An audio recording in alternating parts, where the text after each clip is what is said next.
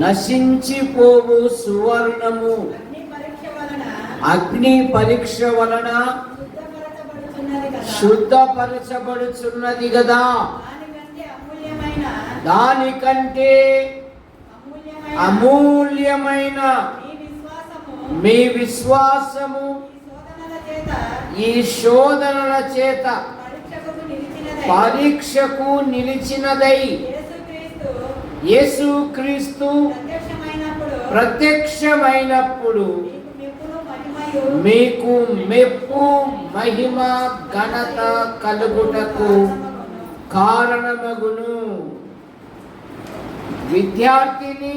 విద్యార్థులకు ఇదే కాలం. ఏ కాలం అమ్మ? ఈ కాలం ఎండాకాలం కాదమ్మా. విద్యార్థులకు పరీక్షా కాలం. ఏ కాలము? పరీక్షా కాలం. కళాశాల మొదలుకొని నర్సరీ వరకు, మరి ఇంటర్మీడియట్ 10th క్లాస్. మరి ఈ కూడిక ఎందుకు ఏర్పాటు చేశారు? అయ్యా, మా సంఘములోని పిల్లలు వారు పరీక్షలు రాయబోతున్నారు. దేవుడు మంచి ఫలితాలతో పాస్ చేయనట్లుగా మనమంతా కలిసి ప్రార్థన చేస్తామని ఉద్దేశంతో ఆహ్వానించారు నన్ను. దాదాపు ఒక 2 సంవత్సరాలు అయ్యగారు మమ్మల్ని జ్ఞాపకం చేసుకోలే. మళ్ళీ ఇప్పుడు జ్ఞాపకం చేసుకున్నారు. అయ్యగారు జ్ఞాపకం అంటేనే మా మధ్యలో మధ్యరాత్రి కానీ పరిగెత్తుకుంటూ వస్తాం అయ్యగారి కోసం. ఇదే కాలము పరీక్షా కాలము. బైబిల్లో కూడా పరీక్షలు ఉన్నాయి. ఏమున్నాయి? పరీక్షలు. బైబిల్లో ఎన్ని పరీక్షలు ఉన్నాయి?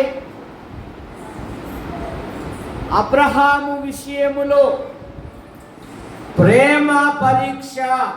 ఏ పరీక్ష?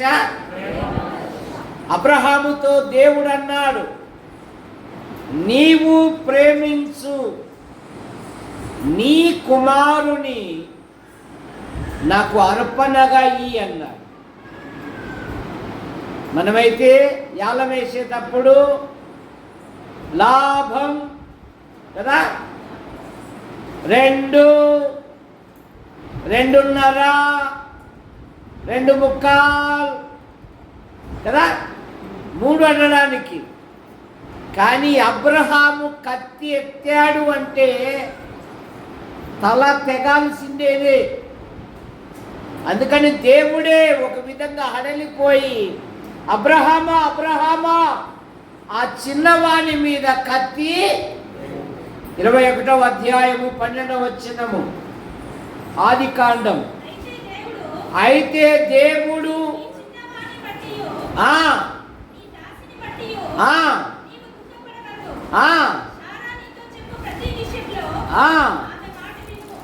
22వ అధ్యాయం 22వ అధ్యాయం 12వ వచనం. అప్పుడు ఆ చిన్నవాని మీద చెయ్యి వేయకుము, అతనిని ఏమీ చేయకుము, నీవు ఒక్కడై ఉన్న నీ కుమారుని నాకియ వెనక తీయలేదు గనుక నీవు దేవునికి భయపడువాడు అని ఇందువలన నాకు. అబ్రహాము విషయములో ప్రేమ పరీక్ష. యోసేపు జీవితములో ఐగుప్తులో ఏ పరీక్ష? ప్రవర్తన పరీక్ష. ఏ పరీక్ష? ప్రవర్తన పరీక్ష.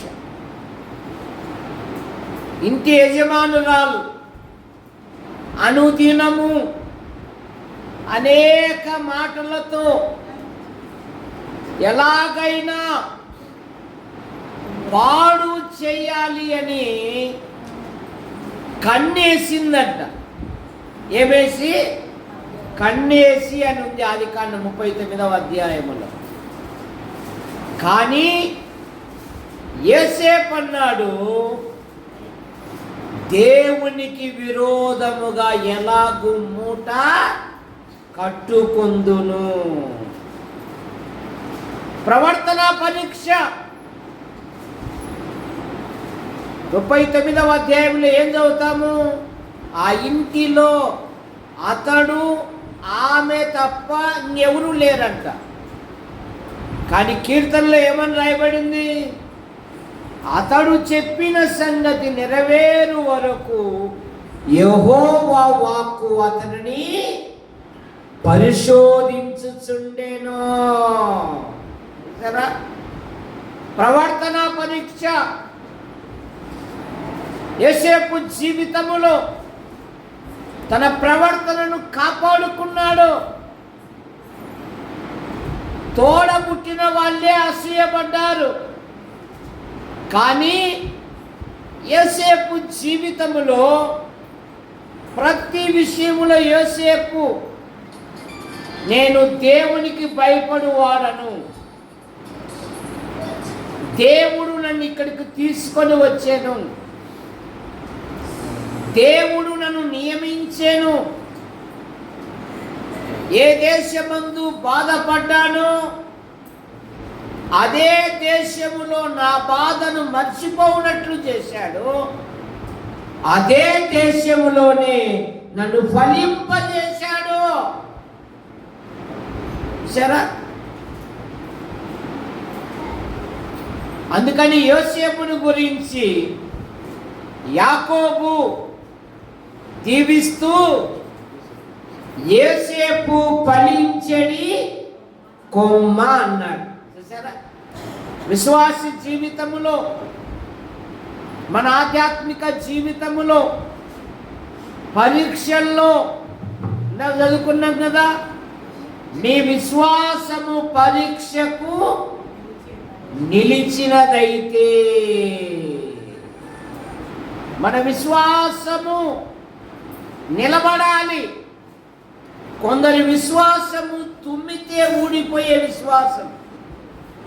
చిన్న శ్రమ వస్తే, చిన్న కష్టం వస్తే, చిన్న బాధ వస్తే, అసలు నేను బైబిల్ చదవనుకా, ఎందుకుమా పక్కింటా మీ ఏ రోజు బైబిల్ చదువుకున్నాను ఆ రోజు నాతో కొట్లాడి పెట్టుకుంది కా, అందుకని నేను బైబిల్ చదవను, అందుకని నాకు ఏ సమస్యలు లేవు.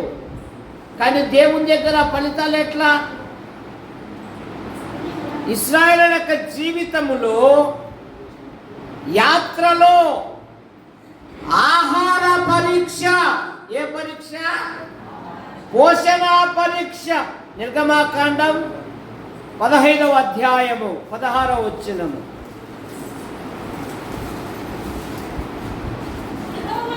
యెహోవా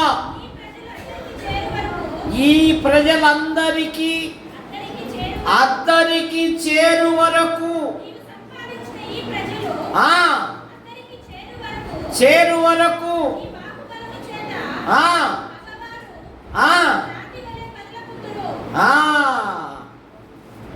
వారికి పగటి వేళ మేఘ స్తంభములోను, రాత్రి వేళ అగ్ని స్తంభములోను దేవుడే ముందుగా నడిపించుచూ వచ్చాడు.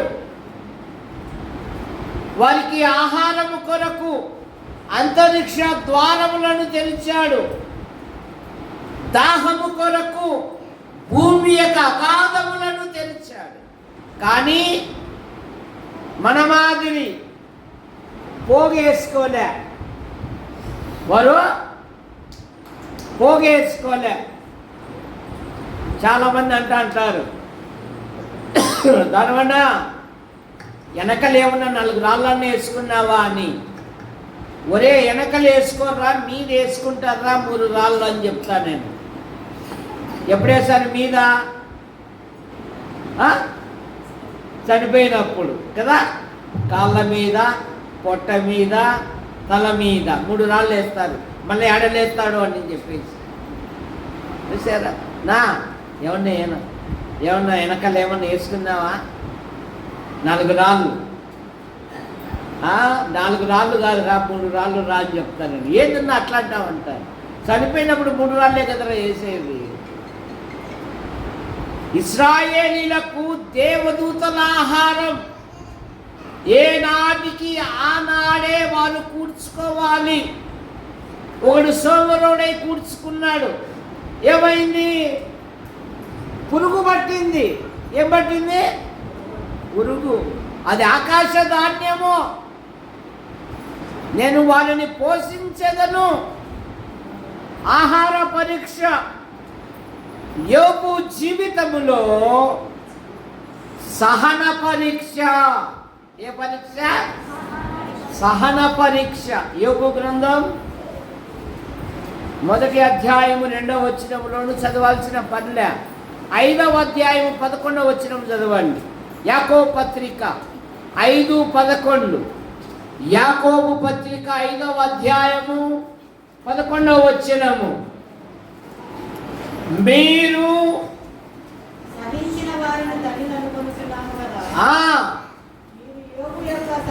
మీరు యోబు యొక్క సహనము గూర్చి వింటిరి. ఆయన ఎంతో జాలియు కనికరము గలవాడని మీరు తెలుసుకొని ఉన్నారు. యోబు జీవితం సహన పరీక్ష. ఉజు దేశమందు యోబు అని ఒక మనుష్యుడు ఉండేది.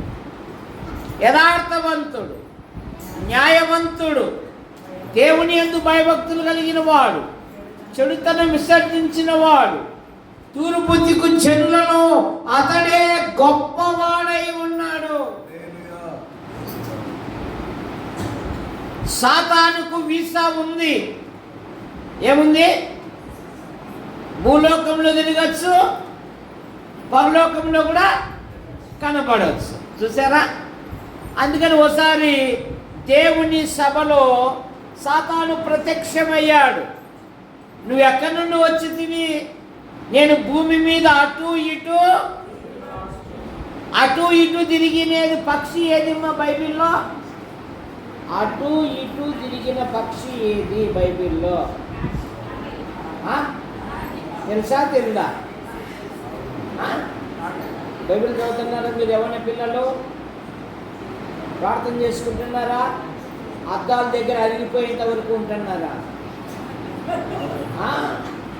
బైబిల్ చదవాలా, దేవుని వాక్యాన్ని పఠించల్లా, ధ్యానించల్లా. బైబిల్ అంతట్లో అతిపెద్ద కీర్తన ఏదమ్మా? ఏమయ్యా నువ్వు అసలు అసలు నీ విశ్వాసులను ఒక దెబ్బ కూడా తగిలి నీ కోడుతున్నావు చూసుకో. ఆయన జవాబు చెప్తున్నాడు. మనిషిని కోస్తే రక్తం వస్తుంది, జంతువును కోసినా రక్తం వస్తుంది, కానీ క్రైస్తవుని కోస్తే జల జల జల వాక్యాలు రాలంట. చెప్పగలవా? 10 వాక్యాలు, వందనాలు కూడా చెప్పదు. వందనాలు కూడా చెప్ప.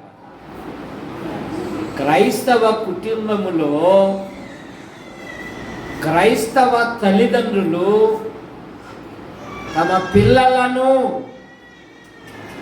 1 హీరోలుగా చేయగలరు, 2 నీరోగా చేయగలరు, 3 జీరోగా చేయగలరు. అమ్మా అసలే రంగు తక్కువ, 11 అయినా లేవాకమ్మా, 11 అయినా దరిద్రులు అయిపోతారు. కానీ మోషే తల్లిదండ్రులు తమ పిల్లలను హీరోలుగా చేశారు. హీరోలుగా చేయడానికి, నీ పిల్లలను ఉన్నతమైన వ్యక్తులుగా చేయడానికి సదుపాయాలు అక్కర్లేదు. నీకున్న సదుపాయాల్లోనే నీ పిల్లలను ఉన్నతమైన వ్యక్తులుగా చేయగలవు. ఉదాహరణంగా ఇశ్రాయేలీలు ఐగుప్తులో ఎలాగున్నారు? ఆయన కళ్ళజోడైన ఇశ్రాయేలీలు ఐగుప్తులో ఎలాగున్నారు? బానిసలుగా ఉన్నారు. వారు స్వేచ్ఛగా ఉన్నారా? కఠినముగా ఉన్నారా? కఠినంగా పని చేయించుకుంటున్నారా? వారి ప్రాణాలను విసికింపజేస్తున్నారు. వారితో కఠినముగా పని చేయించుకుంటున్నారు. ఐగుప్తుని ఏమన్నారు? ఇనుప కొలిమి అన్నారు. ఐగుప్తుని ఏమన్నారు? మహాయండ అన్నారు బైబిల్లో. కానీ అట్టి స్థితిలోనే మోసే తల్లిదండ్రులు తమ పిల్లలను హీరోలుగా చేశారు. మోసే ఇశ్రాయేలీలకు నాయకుడిగా ఉన్నాడు. అహరోను ప్రధాన యాజకుడుగా ఉన్నాడు. మిరియాము ఏం చేస్తుందమ్మా? మిరియాల గారు మిరియాల రసం చేస్తుందా? మిరియాము నాయకురాలుగా ఉంది. చూసారా? నీ పిల్లలను ఉన్నతమైన వ్యక్తులుగా చేయాలి అంటే నీ చేతులు దేవుని తట్టు ఎత్తు. నీ పిల్లల కొరకు ప్రార్థన చేయి. అది మానేసి మన మనసంతా పోతుంది. వాడు కూడా పోతుంది. ఏ అవసరమా? ఈ మొబైల్ ఫోన్ వచ్చినాక వరస వావి అనే పదం లేదు. కోరిక తీరితే చాలు అన్నట్టుగా ఉన్నారు. నోవాహు కాలంలో ప్రజలు ఎలాగున్నారో తమ మనస్సుకు వచ్చినట్టుగా ప్రవర్తిస్తూ ఉన్నారు పిల్లలు. జాగ్రత్త. మన పిల్లల క్షేమం కొరకు నీ చేతులు ఆయన తట్టు ఎత్తు. నువ్వు ప్రార్థన చేయి. నువ్వు ప్రభు మీద ఆధారపడు.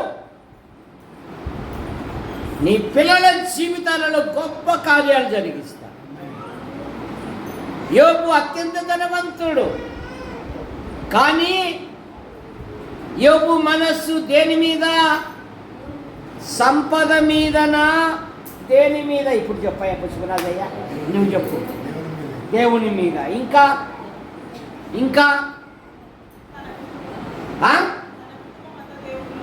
ఇట్రామ్మా, నీకు బహుమతి ఇస్తారా? రామ్మా.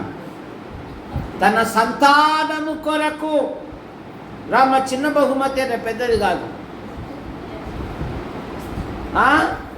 సరే, ప్రార్థన నాకు ఇస్తాను. తన సంతానము కొరకు తన పిల్లలు పాపము చేసి దేవుని కోపానికి, దేవుని తీర్పునకు, దేవుని శాపానికి ఎక్కడ గురి అవుతారో అని ధనవంతుడైన యోబు, యథార్థవంతుడైన యోబు, చెడుతను విసర్జించిన యోబు, న్యాయవంతుడైన యోబు, తూర్పు జనులలో గొప్పవాడైన యోబు అరుణోదయమే లేచి, మొదటి అధ్యాయం 5వ వచనం యోబు గ్రంథం, వారిని పవిత్రపరచుచు యోబు నిత్యము అలాగూ చేయిచూ ఉండెను. ఇక ఈ నెలలో భక్తి పూనకం వచ్చేస్తుంది. ఏం పూనకము? భక్తి పూనకం. ఏంటి భక్తి పూనకం అంటే? ఆ లాస్ట్ ఆయన పుష్రాలు తమ్మను కదా నువ్వు చెప్పు. ఉపవాస దుఃఖ దినాలు మేము ఉంటాను. ఎందుకు యేసు ప్రభు సిలువలో ఉంటే మనం ఎట్లా తింటాం నీసు అని అంటున్నాడు. దొంగసాటుని తెచ్చుకొని తింటున్నారు. మా ఊర్లో అప్పుడే అంటున్నారు, ఏమున్నా రేపు మాత్రమే బాగా తినల్లా, ఎప్పుడు 2వ తేదీ మాత్రమే తినల్లా, ఇంకా అవతల కొయ్యమో అని అంటున్నారంట. కొయ్యారు కానీ ఇంకోసారి పోయి తెచ్చుకుంటారు దొంగసాటున. సరే, 40 దినాలు భక్తి. శుక్రవారం నాపోతేమో ఏ పాపమెరుగ ఓ పాపనాపు ఈ పాటలు పొందిందివా అని అంటాడు.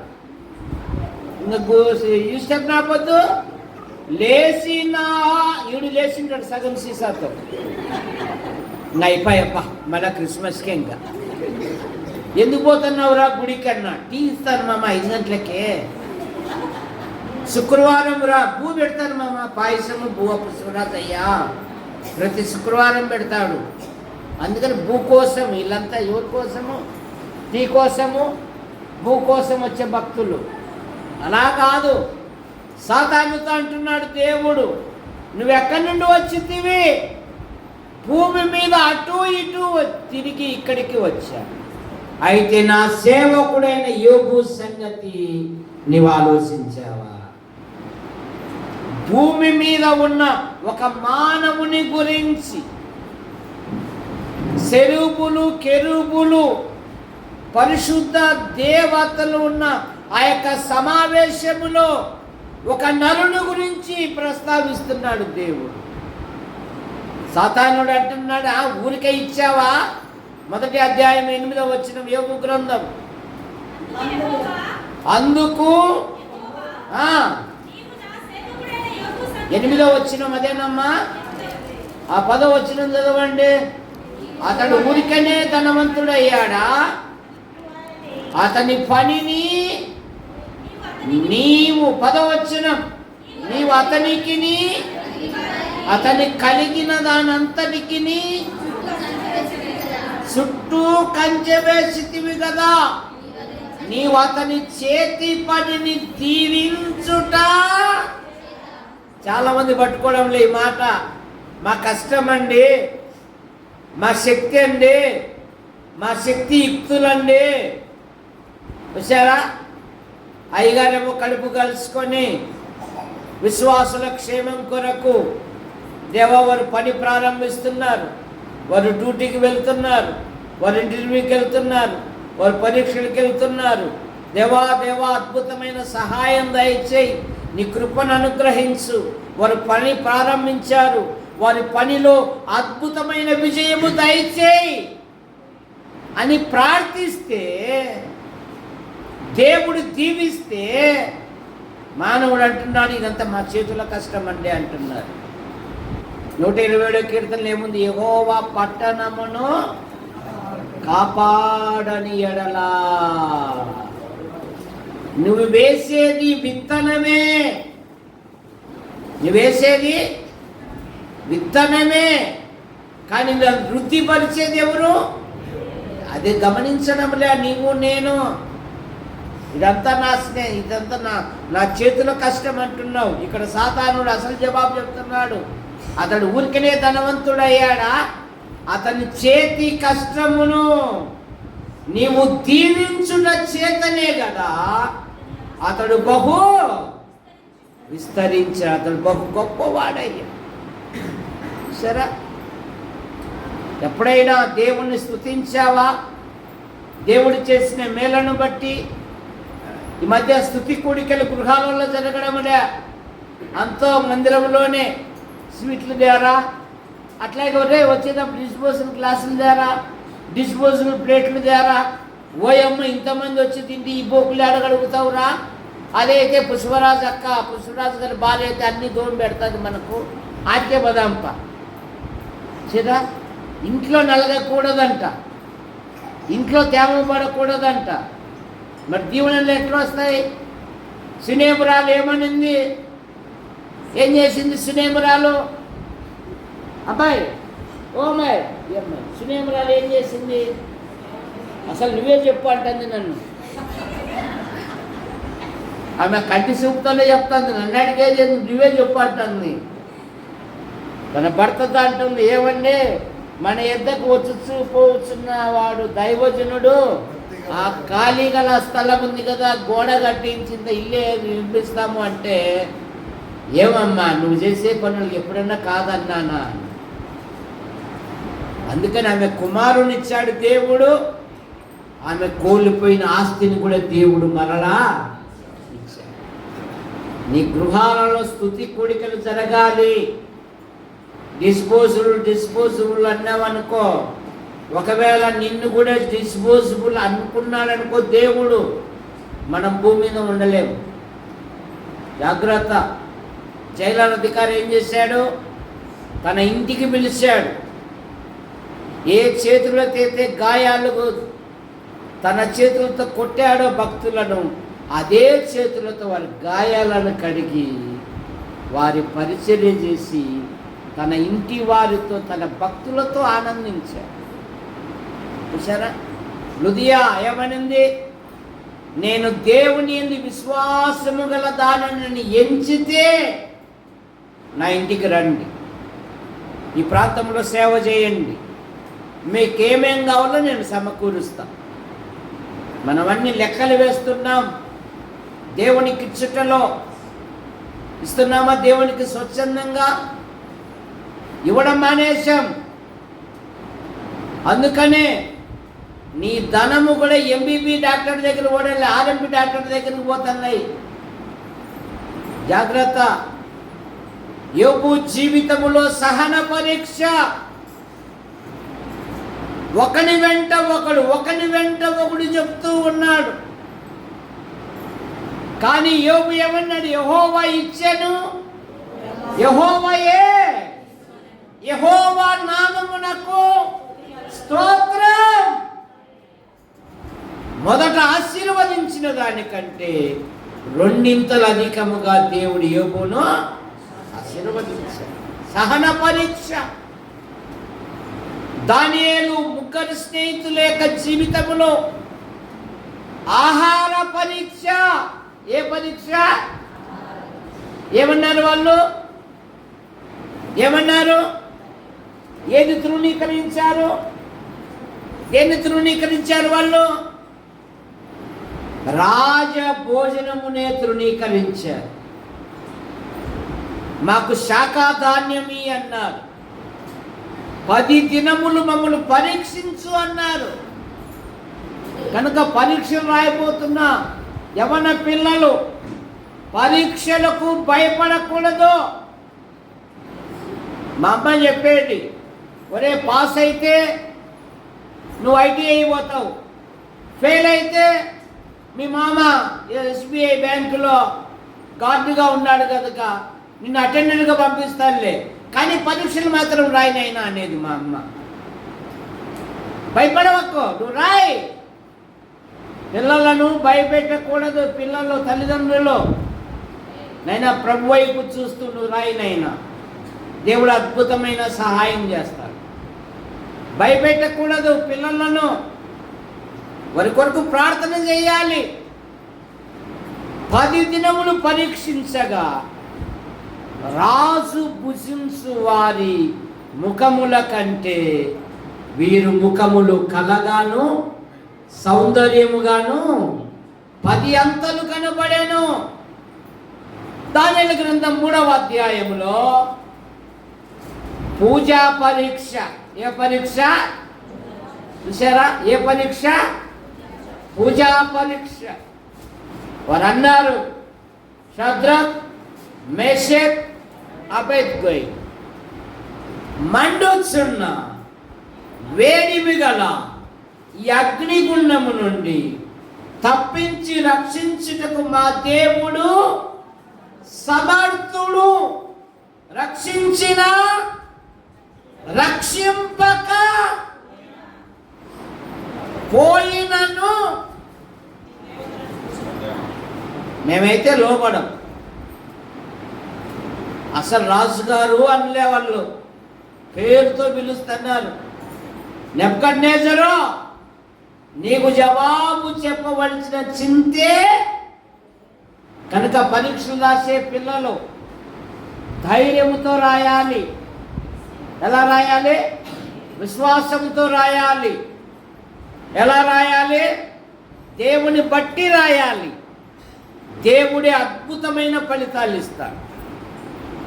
సాధించాలి అని ఒక తపన ఉండాలి. ఈ మొబైల్ వచ్చినాక పిల్లలకు అసలకు ఒక గురి లేదు, ఒక కసి కూడా లేదు. 10వ తరగతి పిల్లలను మీ ఇంట్లో పిల్లలు నిలబెట్టి ఆదికాండం 1వ అధ్యాయం కానీ ఖచ్చితంగా ఒక అధ్యాయం చదవమను, అన్ని తప్పప్పులే చదువుతారు. సరే, కారణమేమి? వాళ్ళు సాధకం చేయడం లేదు. వెళ్తున్నారు, వస్తున్నారు అంతే. కానీ చిన్నప్పుడు మేమైతే మా సార్లు మట్టిలో రాపించే వాళ్ళు, మేము లైబ్రరీకి కూడా వెళ్ళేవాళ్ళం. మీరు లైబ్రరీకి వెళ్తున్నారా మీరు ఇప్పుడు? ఎందుకు అంకుల్ మొబైల్లో చూసుకుంటే సరిపోతుంది కదా అంటున్నారు. చూసారా? విశ్వాసులు తమ పిల్లల జీవితాలలో దేవుడు గొప్ప కార్యాలు జరిగించాలంటే పఠించాలి. నా చేతిలో నుండి విడిపించే దేవుడు ఎక్కడున్నాడు అన్న నోటితో ఇప్పుడు ఏమంటున్నాడు? వీరి దేవుడే పూజార్హుడు, వీరి దేవుడే పూజార్హుడు. ఇక ఏడవ పరీక్ష ప్రార్థనా పరీక్ష. దానియేలు జీవితములో దానియేలు మీద ఏదైనా ఒక నింద మోపవలనను ఉండి తగిన హేతువు కొరకు కనిపెట్టారంట. కానీ 6వ అధ్యాయం 10వ వచనంలో ఏం చదువుతాము? ఇట్టి శాసనం సంతకం చేయబడినని దానియేలు తెలుసుకొనిన వాడై తన ఇంటికి వెళ్ళి యథాప్రకారముగా ముమ్మారు మోకాళ్ళుని తెరవబడి ఉండగా తన దేవునికి ప్రార్థన చేయించు ఆయనను స్తుతించుచూ వచ్చెను. ఇప్పుడు 22వ వచనములో జీవము గల దేవుని సేవకుడైన దానియేలు అనుదినము నీవు సేవించుచున్న నీ దేవుడు నిన్ను రక్షింపగలిగేనా? రాజా చిరంజీవమునుగాక, నా దేవుడి దృష్టికి నేను నిర్దోషిగా కనబడి తిని ఆయన ఆకాశం నుండి ఒక దూతను పంపి సింహపు నోళ్లను మొయ్యించాను. ఎన్ని పరీక్షలు చెప్పాను నేను? 7 పరీక్షలు చెప్పాను. ఏంటి అవి? అబ్రాహాము జీవితంలో ప్రేమ పరీక్ష, ఇశ్రాయేలుల జీవితంలో ఆహార పరీక్ష, యోబు జీవితంలో సహన పరీక్ష, ఇంకా ఎవరి జీవితంలో? యోసేపు జీవితంలో ప్రవర్తన పరీక్ష. ఇక షద్రక్ మేషక్ అబేద్నెగోల జీవితంలో పూజా పరీక్ష, అలాగే ఆహార పరీక్ష. దానియేలు జీవితంలో ప్రార్థన. కనుక మీ విశ్వాసము పరీక్షకు నిలిచినదైతే యేసుక్రీస్తు ప్రత్యక్షమైనప్పుడు మీకు మెప్పు, మహిమ, ఘనత కలుగుటకు కారణం. కనుక పరీక్షలంటే భయపడకూడదు. దేవుని పిల్లలు ఏమన్నారంటే, నా శత్రువా నా మీద అతిశయపడవద్దు, నేను క్రింద పడినను తిరిగి. అది విశ్వాస యొక్క ధైర్యం. అంతేగాని పరీక్షలంటే భయపడకూడదు, నువ్వు ప్రార్థించాలి. యాకోబు పత్రిక 1వ అధ్యాయంలో చూడండి. యాకోబు పత్రిక 1వ అధ్యాయము మనకు శ్రేష్టమైన మాటలు కనపడతాయి. 2-3 వచనాలు. మీ విశ్వాసమునకు కలుగు పరీక్ష ఓర్పును పుట్టించునని ఎరిగి మీరు నానా విధములైన శోధనలో పడినప్పుడు అది మహానందమని ఎంచుకొనుడి. ఏమంటున్నాడు? మీరు శోధనలో పడినప్పుడు విశ్వాసమునకు కలుగు పరీక్ష. బైబిల్లో పరీక్షలు లేవనుకుంటున్నారు.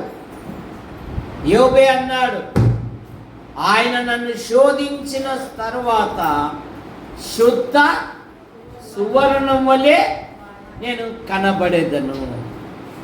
యోబును మొదట ఆశీర్వదించిన దానికంటే రెండింతలు అధికముగా ఎప్పుడు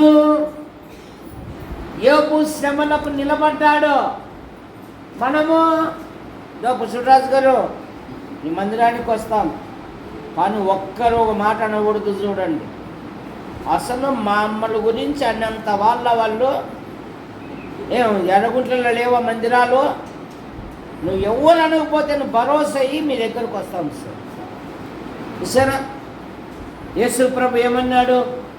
నా నామము నిమిత్తము జనులు హింసించి నిందించి మీ మీద చెడ్డ మాటలు పలుకున్నప్పుడల్లా మీరు సంతోషించి ఆనందించుడి, పరలోకములో మీ ధనము.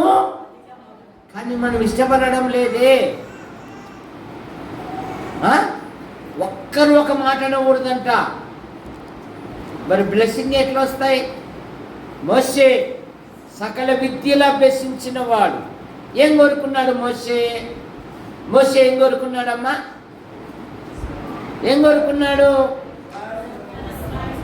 మోషే పెద్దవాడైనప్పుడు ఐగుప్తు ధనము కంటే క్రీస్తు విషయమైన నింద గొప్ప భాగ్యము, అల్పకాలము పాపభోగము అనుభవించుట కంటే దేవుని ప్రజలతో శ్రమ పొందుట మేలు అని యోచించి ఫరో యొక్క కుమార్తె యొక్క కుమారుడు అని అనిపించుకున్నటకు ఒప్పుకొనలేదు. కానీ అతడు ప్రతిఫలముగా కలగబోవునందు బహుమానమునందు దృష్టి ఉంచి అదృశ్యుడైన దేవుని చూస్తూ ఐగుప్తును విడిచిపోయాడు.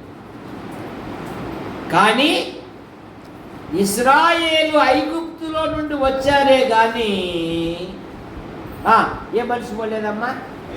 నువ్వు చిన్న కోడలు కదా, ఏం మర్చిపోలే వాళ్ళు?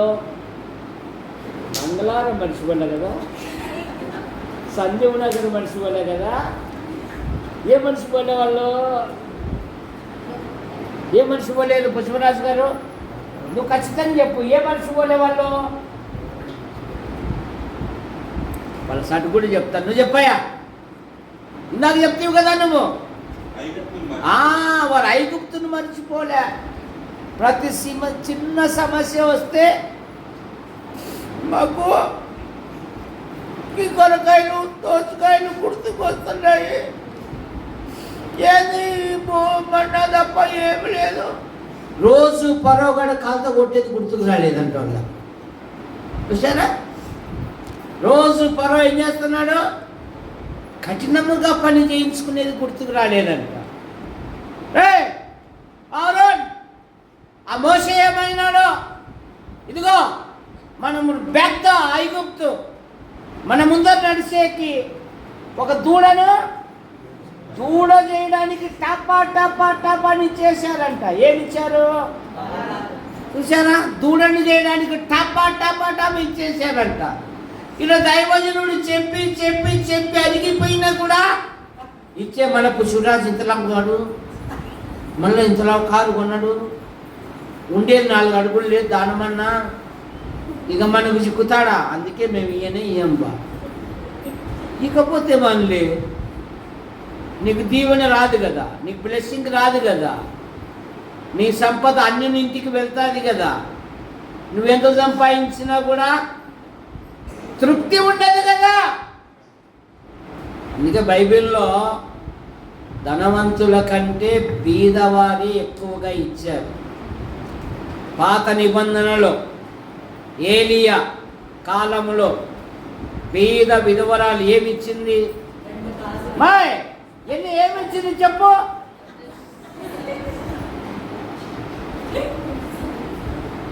కొద్ది పిండి కొద్ది నూనె. నా ఇంట్లో అది తప్ప ఏం లేదయ్యా. అమ్మా పర్వాలేదు, అందులోనే ఒక చిన్న అప్పము నా యొద్దకు తీసుకురా. భూమి మీద మీద వర్షము కురిపించు వరకు ఆ ఇంటిలో ఏం లేదంట, తక్కువ అనే పదము లేదు. ఏం లేదు, తక్కువ అనే పదము లేదు. మనము 1,00,000 రూపాయలైనా రే అంగడి బుక్ తీసుకుపోయి, ఏ బుక్ అంట, తేపోనైనా వచ్చారా? ఎందుకు? వచ్చిన జీతము అన్యుల ఇంటికే జరిపోతుంది. వడ్డీవాడు ఫోన్ చేస్తున్నాడు, అక్కో ఇప్పుడు 28, రేపు 1వ తేదీ, మళ్ళీ మర్చిపోవాకక్కో అన్నా, మర్చిపోవాకు. కొందరు తాగుడు పోతులు కనుక ఆఫీసుల కాడ పోయి నిలబడుతున్నారు, జీతం వచ్చిన అట్లా లాక్కొని పోయి ఇంటికి కూడా రాకోకుండా పోతుంది. దేవునికి ఇవ్వడం నేర్చుకో. కొద్దిదైనా దేవుడు హెచ్చిస్తాడు. నువ్వు మనుషులు బట్టి ఇవ్వకు. ఇచ్చేటప్పుడు కూడా నీ హృదయంలో చెడ్డ ఆలోచనతో కూడా ఇవ్వవాకు. హృదయపూర్వకంగా ఇయ్యి. దేవునికి ఇచ్చి చెడిపోయిన వారు ప్రపంచంలో లేరు, ఈ మన్నా చర్చిలో కూడా లేరు. దేవునికి ఇవ్వకుండా చెడిపోయిన వారు ప్రపంచంలో ఉన్నారు, ఈ మన్నా చర్చిలో కూడా ఉన్నారు. దేవునికి ఇవ్వకుండా విశ్వాసంతో ఇయ్యి. ఒకసారి దేవుడు కానుకల డబ్బా దగ్గర కూర్చున్నాడు. శుభరాజు అన్న దెబ్బకు ఏసే శుభ దశమ భాగం అయిపోయిన దేవుని స్తోత్రం అయినా, లేకపోతే ఇచ్చారా ఇచ్చారా ఇచ్చారా ఇచ్చారా ఇచ్చారా, అందుకే వేసేసప్ప. ఒక ఆమె భయముతో భయముతో భయముతో 2 కాసులు వేసింది. హలో, మీ అందరికంటే ఈమె ఎక్కువగా ఇచ్చారు. ఎవరు ప్రశంసించారు? దేవుడే ప్రశంసించారు. తర్వాత ఆయన అభిషేకం చేస్తున్నప్పుడు, అమ్మాయి ఈ అత్తరు బుడ్డి ఎందుకమ్మా ఇంత విలువైనది పాడు చేసావు, ఇది అమ్మింటే ఎన్నో వచ్చు, బీదలకు ఇయ్యచ్చు కదా. బీదల మీద ప్రేమ కాదంట, వాడు దొంగ ఉండి అందులో దోచుకోవడానికి. కానీ యేసు ప్రభు ఏమన్నాడు? ఈమె నా ఎడల మంచి కార్యము. యేసు ప్రభు ప్రశంసించాడండి. ఈమె నా ఎడల. మాసిదోనియా విశ్వాసులు ధనవంతుల సంపన్నుల? నువ్వు చెప్పమ్మా. నీకు అంతేనా? వాళ్ళ చెల్లెల మీద ఒక